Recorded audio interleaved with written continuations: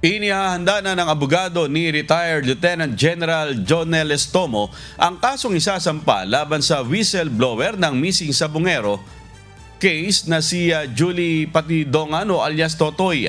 Sa ipinadalang pahayag ni Lieutenant General Jonel Estomo, sinabi ng retiradong general na hangad niya na makamit ng pamilya ang biktima ang katarungan. Marin niyang iginit na wala siyang kinalaman sa kaso ng mga nawawalang sabungero at dapat manaig ang katotohanan sa issue. Sinabi pa nito na handa siyang sagutin ang mga paratang laban sa kanya sa tamang pagkakataon. Nauna nang idinawit ni alias Totoy ang dating PNP official sa kaso ng mga nawawalang sabungero. Itong mga pulis na to, sila ang kumukuha ng mga missing sabungero galing sa farm. Sila ang nagdadala doon sa Taalik. Marami yan sila actually.